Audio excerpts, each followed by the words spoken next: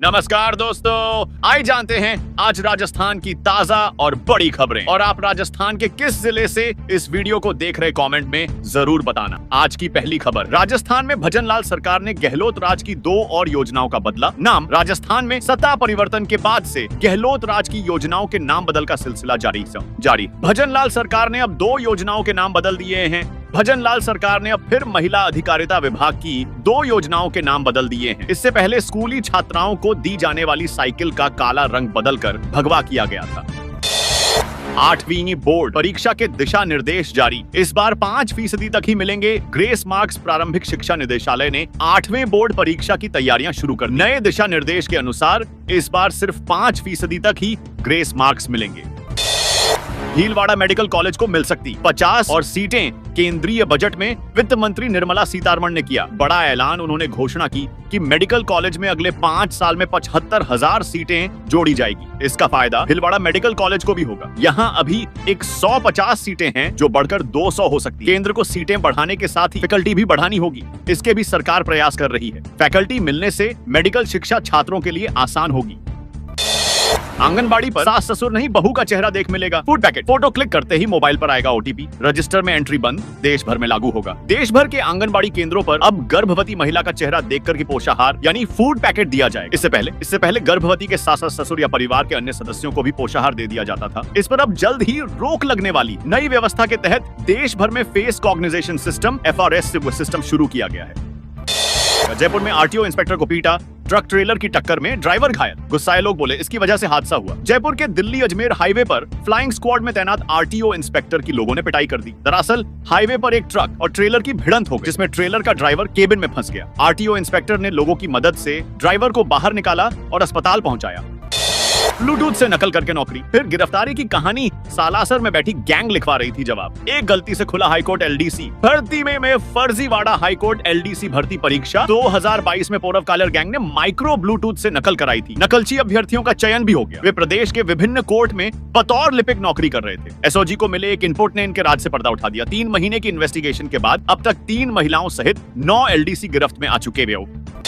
राजस्थान में कल से फिर बारिश का अलर्ट। जयपुर, जैसलमेर, बाड़मेर में दिन का तापमान गिरा, ठंडक बढ़ी। राजस्थान में मौसम में फिर से बदलाव शुरू हो गया। कल राजस्थान के कई शहरों में दोपहर को हल्के बादल छाए और धूप कमजोर रही। इससे दिन के तापमान में गिरावट हुई और दिन में हल्की ठंडक रही।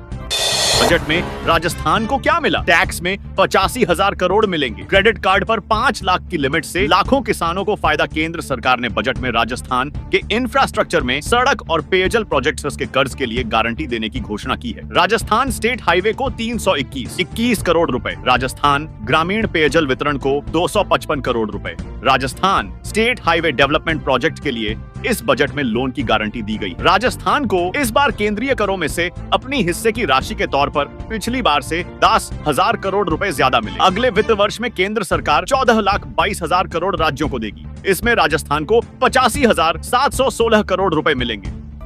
सीएम बोले राज्य सरकार खेलो इंडिया कार्यक्रम का आयोजन करेगी। कहा 5 साल में 4 लाख सरकारी नौकरियां दी जाएंगी। जयपुर मैराथन में 25 देशों के धावकों ने दिखाया दम। जयपुर में आज सुबह मैराथन का आयोजन किया गया। मुख्यमंत्री भजनलाल शर्मा ने हरी झंडी जयपुर मैराथन की शुरुआत की। इस मैराथन में भारत सहित 25 देशों के धावकों ने अपनी प्रतिभा का प्रदर्शन किया। मैराथन में 42 किलोमीटर की दौड़ में मानव शर्मा ने पहला स्थान हासिल किया।